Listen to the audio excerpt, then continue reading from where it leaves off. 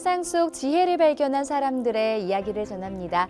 안녕하세요. 열린민주주의교실 공감플러스 김지희입니다. 지난 시간에는 김준여 사회복지사를 통해서 시각장애인에게 참정권이 왜 중요한지 그리고 어떠한 노력이 이루어지는지에 대해서 함께 알아봤는데요.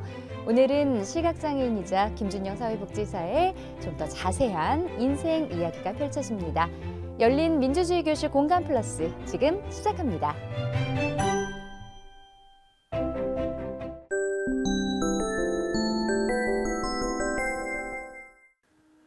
안녕하세요. 김준영입니다. 두 번째 뵈니까 더 반가운데요.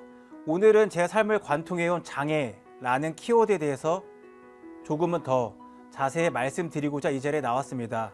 제 어릴 때 얘기를 하나 둘씩 드려볼게요. 먼저 어릴 때 이런 얘기 듣잖아요. 준영아 너 커서 뭐 될래? 이런 얘기들 많이 할 텐데 저의 어릴 때를 생각해 보니 개그맨, 탤런트, 상담가, 선생님 이런 식의 꿈들이 있었더라고요. 그런 직업적인 꿈 말고 너가 어떠한 사람이 되고 싶니? 라는 질문을 받았을 때는 길게 생각은 안 했던 것 같아요. 그냥 어린 나이였으니까 전 그냥 돕는 게 좋았다. 누군가를 돕는 게 좋고 함께하는 게 좋고 이렇게 대답을 했었어요. 그런 게 쌓여서 지금의 제가 됐겠죠? 그러고 보면 지금의 저의 직업인 사회복지사와 동료 상담가와 정말 환상의 찰떡궁합이 아닌가 생각이 듭니다. 그럼 어릴 때로 다시 한번 돌아가 볼게요. 머릿속에 있는 사진 하나 둘씩 꺼내 보도록 하겠습니다. 초등학교 3학년이었던 것 같아요. 초등학교 3학년 운동회 때 사진이고 그 운동회 복장을 입고 있어요. 제 오른쪽에는 혁이가 있고 롱이도 같이 있네요. 이 친구들이랑 정말 친했어요. 근데 이 친구들에게는 하나의 특성이 있는데 무슨 특성일까요? 네, 중증 발달 장애인으로서 자폐성 장애를 갖고 있는 친구들이었습니다. 저는 이 친구들과 방금 전에 친했다고 말씀드렸다시피 과자도 사 먹고 분식집도 가고 집에도 같이 가고 그냥 같이 놀았어요. 저에게 너무 그게 일상적이었는데 친구들은 좀 저를 굉장히 특이하게 생각하더라고요. 하루는 제가 학교 끝나서 집에 가는 길에 굴다리가 있어요. 굴다리 끝자락 트럭 뒤에서 친구들이 누구를 괴롭히는데 그게 혁이하고 롱이었던 거죠. 전 너무 화가 났어요. 그래서 가지고 있던 실내 주머니를 집어 던졌죠. 괴롭히지 마! 이렇게 하면서. 그런 것처럼 저는 그 친구들이 장애가 있다고 해서 다른 친구들과 다를 게 없다고 생각했고 괴롭힘을 당해야 할 이유도 없다고 생각했던 것처럼 그 친구들이 막 따돌림 당하고 그런 게 너무 싫었거든요. 하루는 이제 혁이네 집에 갈 때였어요. 굴다리를 지나서 언덕을 굽이굽이 올라가다 보면 혁이네 집이 나오는데 굉장히 오래된 주택이었어요. 근데 혁이네 할머니랑 같이 살고 계시니까 들어가면 할머니 계셨고 친구네 집에 그 어린 나이에 가서 뭐 하겠어요. TV 틀어놓고 만화 틀어놓고 과자 같이 먹고 그렇게 노는 거죠. 근데 하루는 할머니가 굉장히 아프셨어요. 그래서 다음날 아침에 혁이를 학교까지 데려다 줄 수 없으니 준영아 너가 혁이랑 같이 갈 수 있니? 라고 물으시니 전 너무 아무렇지 않았죠. 친구니까 같이 가는 게 당연한 거잖아요. 네, 그럼요. 이렇게 말씀을 드렸는데 할머니는 저에게 제가 너무 죄송스럽게 느껴질 만큼 양손으로 꼭 쥐시면서 고맙다 준영아 고맙다 준영아 했었던 그 기억이 전 아직도 너무 좀 생생히 기억이 나요. 저는 당연했지만 심지어 그 친구의 가족도 그런 것이 당했던 건 아니었던 거예요. 그럼 그 가족은 또 얼마나 힘들었을까 그런 생각도 들어요. 나이를 좀 더 먹었어요. 이제 특수학급 친구들이 보통 특수학교로 전학을 많이들 가고 아니면 중증 장애가 아닌 친구들은 같이 중학교에 진학하게 되는 경우가 있는데 그렇게 초등학교 때와 같이 중학교 생활을 하게 되었죠. 근데 너무 잘 알다시피 중학생이 되면 찾아오는 굉장한 고질병이 있잖아요. 중2병. 다들 아시죠? 저한테는 왔는지 모르겠어요. 왔었겠죠. 근데 그 당시 그 친구들이 갖고 있는 그 중2병은 상상의 초월이었어요. 어느 정도였냐면 그 장애를 갖고 있는 이유로 친구들을 괴롭히는 수준이 너무 높았어요. 어떻게 같은 친구를 이렇게 할 수 있지? 이런 생각이 들 정도로 쉬는 시간마다 뭐 옆방 한번 가보고 점심시간에 같이 일부러 놀려고 하고 그랬었죠. 근데 그 당시까지도 친구들은 분위기는 전체적인 느낌은 환경은 사회는 장애를 굉장히 동정적이며 차별로 바라보고 있었어요. 그렇게 시간이 좀 더 지났어요. 이제 장애인 저에게 조금은 아니면 매우 가깝게 찾아오게 되는데요. 고등학교 때였어요. 저랑 4살 터울 있는 형이 있는데 군인이었죠. 직업 군인은 아니고 그 당시 나이 먹으면 알아서 군대를 가잖아요. 그래서 형 군대에 있으니까 가족끼리 군인 때나 밀러주러 가자 해가지고 어머니 아버지 저 이렇게 해서 토요일에 출발했죠. 근데 다음날 아침 일찍 가는데 새벽에 비가 많이 왔어요. 도착할 때 즈음인데 이제 우회전이에요. 우회전하면서 나가서 요거 내면 끝이거든요. 근데 빗길에 차가 미끄러졌어요. 고속도로에서. 그렇게 좌로 그 큰 차가 쿵 그리고 오른쪽으로 쿵 가이드를 넘어서 배수로로 차가 추락하는 굉장히 큰 사고가 일어났어요. 굉장히 정신이 없었죠. 그 짧지만 그 사고의 현장이 그 순간이 다 기억이 나요. 저는 운이 좋았어요. 왜냐하면 사고 나는 동시에 뭔가를 잡았거든요. 그래서 저는 그다음에 덜 다칠 수 있었지만 어머님은 그렇지 않으셨고 아버님도 그렇지 않으셨죠. 그날 이후로 아버지 어머니 병원 생활 정말 오래 하셨어요. 중환자실에 오래 계셨고 어머님은 7개월 뒤에 퇴원하셨지만 아버지는 그날 이후로 평생 누워 계셨어요. 중증 지체 장애인이 되신 거죠. 사고 이후에 저는 아버지의 팔과 다리가 되려고 정말 많은 노력을 했어요. 왜냐면 얼마나 불편할지를 100%는 아니어도 너무 잘 알고 있었고 가족 중에 아버지랑 제일 친한 것도 저였거든요. 그래서 그 중환자실에서 면회했을 때도 나와서 생활할 때도 요양병원에 계실 때도 아버지랑 대화하면서 아버지의 팔다리 심지어 뭐 의식까지 왜냐 아버지의 문자도 제가 써드리고 하니까 그렇게 전 진심으로 아버지의 장애를 수용했고 아버지의 팔 다리가 되려고 노력을 하였고 그렇게 살아왔었어요. 근데 5년 전에 제가 장애를 갖게 되어 장애인이 되었을 때 아버지는 저의 장애를 어떻게 받아들이셨을까요? 정말 아버지 뵙기가 어려웠어요. 제가 병원에 입원했을 때도 아버지께 말씀드리지 않았고 그 후에 장애 판정을 받기 위한 과정, 장애인이 되었을 때에도 처음에 말씀을 못 드렸어요. 근데 당연히 전화 계속 오죠. 매일같이. 연락 매일같이 하고 못해도 일주일마다 찾아왔던 아들놈이 연락이 없으니까 안 오니까 고민 많이 했어요. 아버지한테 가야 되는데 당연히 내가 이 상태로 갈 수가 있나. 일단 그 당시 저는 너무 장애 초기였고 태어난 지도 얼마 안 돼가지고 똑바로 잘 걷지도 못했어요. 그래도 어떡해요. 안 갈 수는 없잖아요. 그렇게 저렇게 해서 아버지를 찾아뵀는데 제 걱정이 맞았어요. 아버지는 저의 장애를 전혀 단 1g도 수용이 아니에요. 적극 부정, 완벽히 부정하셨어요.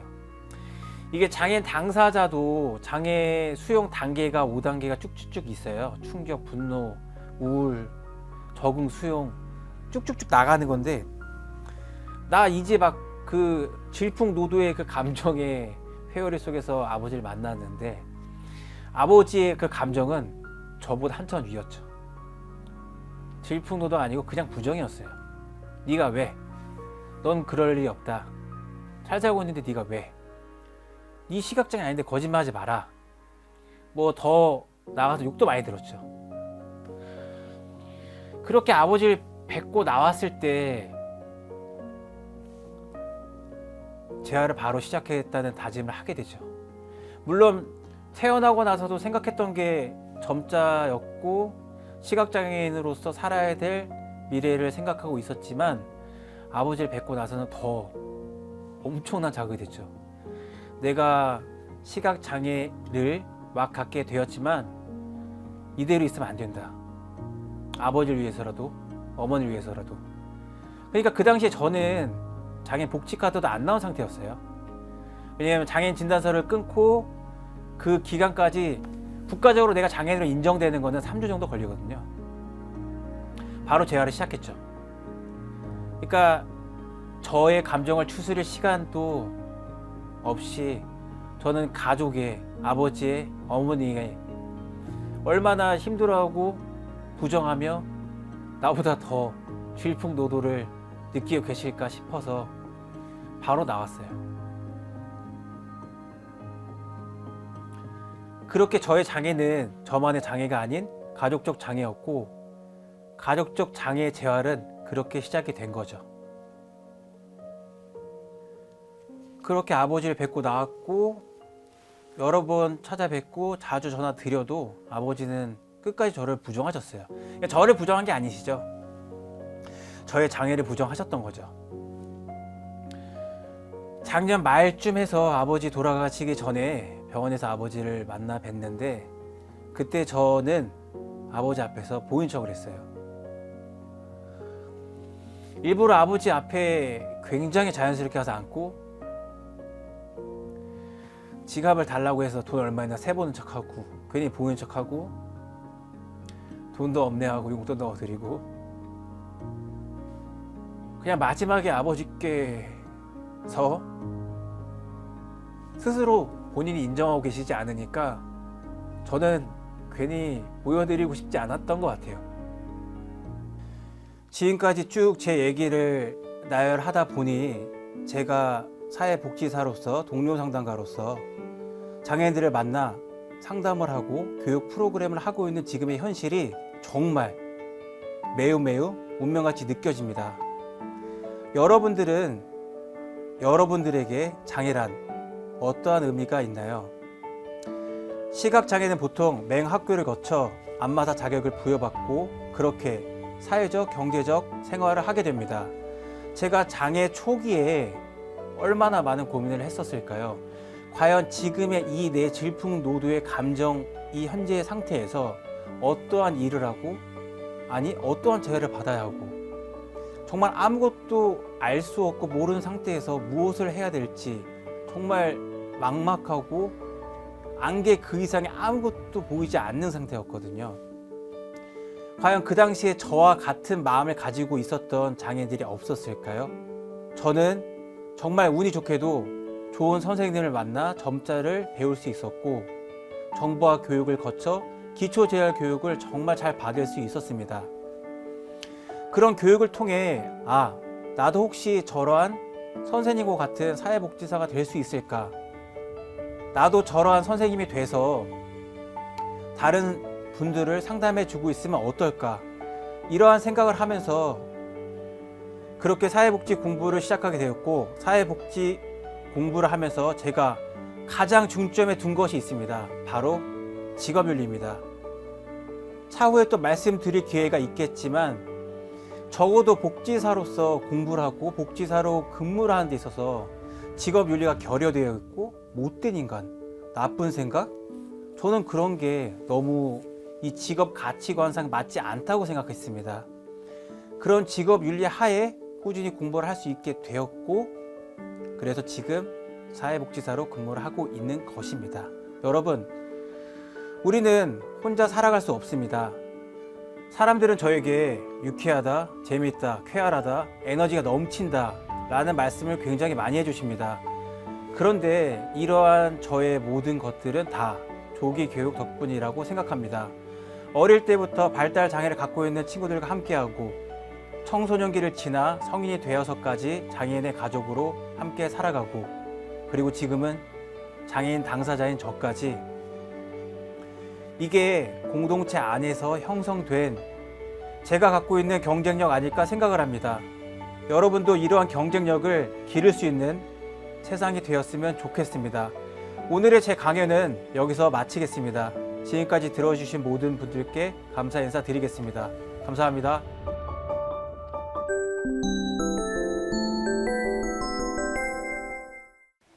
네, 김준영 목지사님 이야기 강연 잘 들었습니다. 저도 이제 강연을 듣다 보니까 뭐 울컥했던 부분도 있었고 또 함께 웃었던 부분도 있었는데요. 자, 이제 조금 더 자세한 이야기 들어보도록 하겠습니다. 현재 하시는 일에 대한 만족도가 정말 높으신 것 같아요. 한 100%라고 말씀드리면 될까요? 100%라고 말씀 주셔서 정말 감사드리지만 전 거기에 좀 더 올려서 한 120% 정도 만족도록 하겠습니다. 네. 네네. 왜냐하면 제가 앞서 강연에서도 조금 말씀드렸지만 저는 어릴 때부터 발달 장애인의 친구로 그리고 장애인의 가족으로 그런 환경과 그런 여건은 흔치 않죠. 네. 그래서 저는 그게 나쁘다는 게 아니고 정말 운이 좋았다고 생각해요. 그리고 지금은 제가 장애인 당사자로서 그렇게 직접적으로 느낄 수 있고 간접적으로도 느낄 수 있고 제3자로 또 볼 수도 있고 이런 걸 다 갖고 있는 거잖아요. 네. 그래서 이렇게 갖고 있는 사회복지사가 어디 있을까 생각해 보면 그래서 더 너무 기분이 좋고 그래서 제가 일을 할 때는 뭐랄까 늘 진심이고 영혼을 담고 우스갯소리로 얘기하면 정말 우주의 기운을 모아서 일을 할 정도로 네. 정말 그렇게 임하고 있습니다. 네. 그렇다면 장애인이 되신 이후에 깨달은 것도 있으실 것 같은데 어떤 점들이 있을까요? 장애인이 되고 난 5년 동안 제가 얼마나 많은 생각을 했겠어요. 그렇죠? 네. 초기에도 그렇고 뭐 중기, 지금도 마찬가지고 그리고 조금은 더 재미있는 말씀을 해드리고 싶은데 제가 막 장애인에 대해서 난 지금 요즘 어떻게 생각하고 있지? 곰곰이 생각을 해보니까 답이 안 나오더라고요. 그리고 제가 친한 친구, 장애인 친구한테 전화를 걸어봤어요. 네. 그랬더니 너 지금 장애인 지 5년 됐고 시각장애 되는데 시각장애랑 장애에 대해서 어떻게 생각하냐? 솔직히 네가 갖고 있는 인사이트가 뭐야? 라고 물어봤죠. 걔가 딱 처음에 말하는 게 저는 뭔가 장애인, 인사이트? 무슨 생각? 이게 뭐가 있을까? 막 괜히 혼자 멋있는 얘기하려고 해탈의 경지 별의별 생각을 다 했었는데 네. 그 친구는 딱 먼저 내뱉었던 일성이 모든 음식이 다 맛있다는 거였어요. 오. 그리고 눈이 보이지 않으니까 모든 음식이 다 맛있게 느껴진다는 거죠. 아. 저는 근데 너무 가장 아침부터 저녁까지 우리가 하는 거고 네. 가장 일상적이고 가장 중요한 거 아니에요? 우리가 흔히 이거 다 먹고 살자고 하는 일은 이렇게 말하잖아요. 그렇죠. 그 친구는 그 인사이트를 갖고 있었던 거죠. 어. 저 솔직히 그 소리 들으면서 괜히 뜬구름 잡는 소리 하면 별로일 거라 생각했는데 네. 너무 멋있었어요. 소름 돋더라고요. 그리고 한 번 더 물어봤죠. 알았어. 먹을 건 알겠으니까 또 다른 걸 한번 너가 좀 말해봐 이렇게 물어봤었어요. 네. 그러니까 길게 고민도 안 하더라고요. 장애인 대해서 좋은 거? 장콜이지 이래요. 장골이 뭐죠? 장콜? 그렇죠. 장콜하면 사람들이 대부분 모르시죠. 네. 왜냐하면 장애인 콜택시를 줄여서 장콜이라 그래요. 아, 네. 네. 그 친구가 장콜을 말하는 순간 저는 진짜 온몸에 전율을 느꼈어요. 왜냐하면 제가 아침에 출근하고 퇴근하고 친구를 만나러 가고 모든 이동 수단에서 장콜을 다 타거든요. 네. 그럼 그런 장애인 콜택시가 없었다면 저의 이런 재활 속도, 그런 업무, 능률적인 부분, 그 사회활동 되게 더뎌졌을 거예요. 그래서 저는 굉장히 훌륭한 복지 제도라고 생각을 해요. 친구가 그 말 했을 때 또 한번 전율이 돋았다라는 걸 꼭 말씀드리고 싶어요. 네. 네. 자, 장애 감수성에 대해서 목사님이 꼭 하고 싶은 말씀 있으시다고요? 네. 아무래도 장애 감수성 하면 뭐지라고 생각할 수 있어요. 네. 감수성? 장애 감수성? 근데 간단히 설명해 드려볼게요. 일단 저의 기준이에요. 저는 어릴 때부터 발달장애 친구들과 함께 했고 장애인 가족이었고 현재는 장애인 당사자예요. 네. 그러면 제3자에서 장애인을 바라보는 거나 당사자나 가족으로서나 어느 상황에서나 장애인 요소마다 장애인이 어떤 행동을 취할지 어떠한 태도가 있을지 어떤 제도가 필요할지 이런 등등등의 일련의 사고가 있잖아요. 생각? 네. 그런 것들을 장애 감수성이라고 하는데요. 아무래도 사회복지 일을 하고 있고 그러다 보니 상담할 때도 일을 할 때도 막 넘치는 뉴스 속에서도 장애인에 대한 바르지 못한 표현 그리고 장애인을 혐오하는 듯한 태도 네. 그런 것들이 뉴스에서 너무 쏟아지는 게 요즘의 현실이기도 해요. 저는 그래서 매일같이 속상해요. 네. 네. 그래서 꼭 말씀드리고 싶은 게 있는데 짧게 말씀드려도 될까요? 그럼요. 아, 네. 정말 간단한 거예요. 우리가 말은 어휘는 하나의 인식으로 고쳐가 될 수가 있잖아요. 그렇죠. 그래서 말이 굉장히 중요한 거 아니에요? 음. 사람이 있을 때 야, 너 이렇게 부르는 것보다는 뭐 준영 씨, 뭐 지우 씨 네. 이렇게 불러 주는 게 서로에 대한 예의고 좋은 건데 그렇죠. 그러면 제가 장애인이란 말이죠. 네. 김주영 장애인에게 김주영 장애자 딱 이렇게 말을 한다고 쳐볼게요. 그리고 저에게 김주영 장애우 그리고 나 장애우 나 장애자라고 이렇게 말을 했다고 해볼게요. 네. 그럼 이 장애자와 장애우는 옳은 표현일까요? 한동안은 이 장애인이라는 표현을 조금 더 긍정적으로 표현하자라고 해서 이런 단어들을 썼던 걸로 저는 기억이 나거든요. 네. 그런데 이게 틀린 표현인가요? 네. 장애자, 장애우는 틀린 표현이에요. 먼저 장애자부터 한번 설명을 드려볼게요. 네. 간단하게 딱 드리면 바로 와닿으실 거예요. 장애자의 자자는 놈자자예요. 아, 그렇군요. 네. 느낌 오시죠? 그래서 이게 너무 의식적으로 인식적으로 우리가 너무 알게 되잖아요. 네. 장애인을 지칭하는데 장애 놈자 이럴 필요는 없단 말이죠. 같은 사람으로 표현하면 되는데 그렇죠. 이건 이미 30년도 더 전에 장애복지법이 장애자에서 전부 장애인으로 개정이 되었어요. 네. 장애우 같은 경우에서 장애우는 벗우자예요. 음. 뭔가 좋게 느껴질 수도 있어요. 네. 왜냐하면 장애인을 뭔가 친근하게 벗우, 친구로서 다가가는 의미라는 것은 알겠지만 그럼 벗우가 붙은 장애우는 누군가의 친구라는 의미가 있는 거잖아요. 네. 그게 시작이 비장애인의 친구, 장애우. 그리고 그 친구라는 어휘 자체가 나를 지칭할 수는 없어요. 네. 나 장애우, 나 장애 친구 이렇게 표현할 수가 없잖아요. 그렇겠네요. 네. 그래서 장애우와 장애자는 음. 매우 틀린 말이고요. 장애인이라고 음. 말씀하셔야 옳습니다. 음. 그래서 말이 중요하고 어휘가 중요하고 그런 것들이 쌓인 인식들이 중요하다라는 게 그래서 장애인의 반대 표현은 비장애인이라고 네. 꼭 말씀을 해주셨으면 좋겠습니다. 네, 굉장히 편견이라든가 네. 어떤 선입견 네. 이런 것들이 생기지 않게 단어부터 네. 올바르게 표현하는 게 참 중요할 것 네네. 같습니다. 자, 그렇다면 시각장애인을 위한 에티켓도 있을 것 같은데요. 네, 그럼요. 가장 기본적인 것부터 말씀을 드리면요. 일단 제가 딱 서 있는데 뭐 안녕하세요, 안녕하세요, 안녕하세요. 저는 모르거든요. 왜? 왜냐면 저 인사가 나한테 하는 것인지 아니 저기 계신 분한테 하는 것인지 전혀 알 수가 없어요. 네. 그래서 시각장애인에게 인사를 할 때는 뭐 안녕하세요 김주영님, 안녕하세요 김주영 씨, 안녕하세요 김지우 씨 이렇게 하면 바로 알아들을 수 있어요. 네, 그렇게 해야 되고 또 대화할 때도 우리가 막 보일 때는 입 모양도 보고 제스처도 보고 이렇게 티키타카하고 핑퐁을 하면서 얘기를 하는데 네. 또 보이지 않으니까 지금 무슨 상황이지? 아까도 제가 조용한 상황일 때는 도대체 뭔지 알 수가 없어가지고 그럴 때는 이게 지금 뭐 무슨 대화다. 그리고 이렇게 대화하고 있다가 질문할 때도 준영 씨는 어떻게 생각하냐. 이름 한 번이라도 불러주시면 제가 인지를 할 수가 있잖아요. 네. 그 부분 근데 정말 중요한데 많은 분들이 좀 까먹긴 해요. 그렇죠. 네, 그거 그리고 또 가장 중요한 보행 안내할 때 시각장애인 있으면 반부 앞에서 팔꿈치를 내밀어 주시면 시각장애인도 어떻게 잡아야 될지를 알아요. 네. 팔꿈치 내밀었어요 하든가 팔꿈치 잡으세요 하면 바로 손 이렇게 잡으실 수가 있거든요. 그렇게 하면 안내해 주시는 분도 좋고 시각장애인도 안내해 주시니까 좋고 그렇게 안전하게 동행 보행을 잘 할 수가 있습니다. 그리고 요즘은 다들 많이 아시는데 안내견에 대해서 신기하다. 네. 이쁘다. 가서 만져야지. 스타라도 만난 것 마냥 막 사진 찍고 만지려고 하는 경우들이 있었어요. 요즘은 제가 뉴스를 통해서 잘은 못 접하고 있긴 한데 절대 까먹으면 안 되는 것은 안내견은 주인의 허락 없이 절대 만지면 안 돼요. 네. 네. 그리고 안내견이 콩개라고 해서 요즘 입마개 다 하잖아. 안내견은 왜 입마개를 안 하고 있지? 오일해서 신고하는 경우도 있더라고요.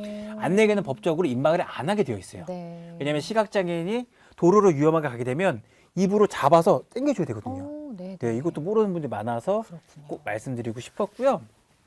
밥 먹을 때 밥 먹을 때는 시각장애 들고 있는 젓가락을 잡아주거나 젓가락 끝으로 여기는 김치고요, 깍두기, 그리고 여기는 뭐 오뎅볶음, 단무지, 가지볶음 해서 그 접시를 톡톡 찍어주시면 돼요. 네. 그럼 아무래도 시각장애가 되고 소리에 집중하다 보니까 그 위치가 투영돼서 오거든요.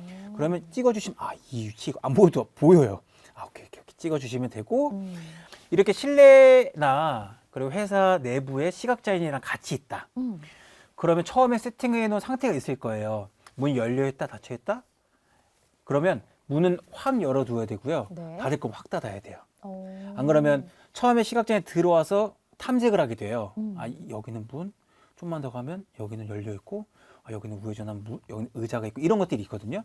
그렇게 스스로 랜드마크를 지정해서 걸어 다닐 수가 있는데 네. 그런 것들 시각장애 같이 있으면 문을 활짝 열어놓든가 활짝 닫든가 이것도 정말 중요한 건데 간혹 까먹어서 저도 시각장애인데도 제가 제 집에서 그걸 안 해가지고 문에 막 머리 부딪히고 손 찢고 이런 경우들이 굉장히 자주 발생하거든요. 네. 그래서 이거는 꼭 말씀드리고 싶었어요. 말씀을 듣다 보니까 네? 사실 특별한 점은 없네요. 없어요. 네. 네, 중요한 거는 장애인도 그렇게 해주고 배려받고 권리라고 되어 있는 모든 것들이 너무 당연한 건 아니에요.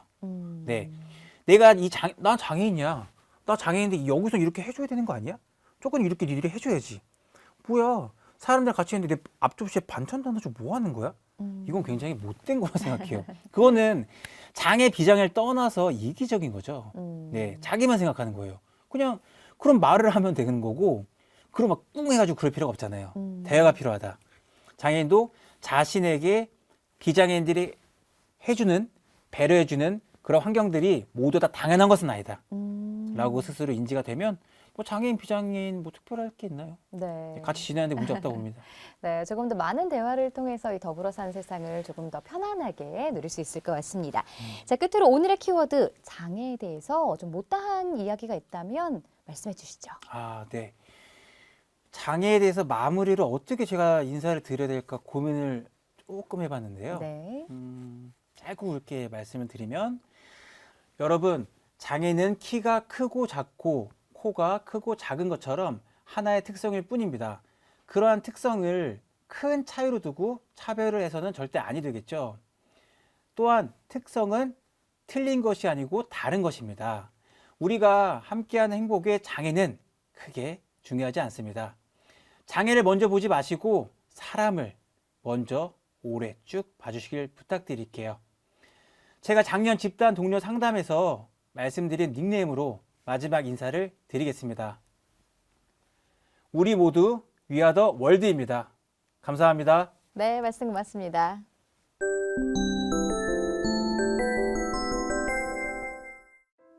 김준영 사회복지사가 다시 만난 세계 어떠셨나요? 우리 모두가 더 행복한 세상을 만들기 위한 이야기였습니다.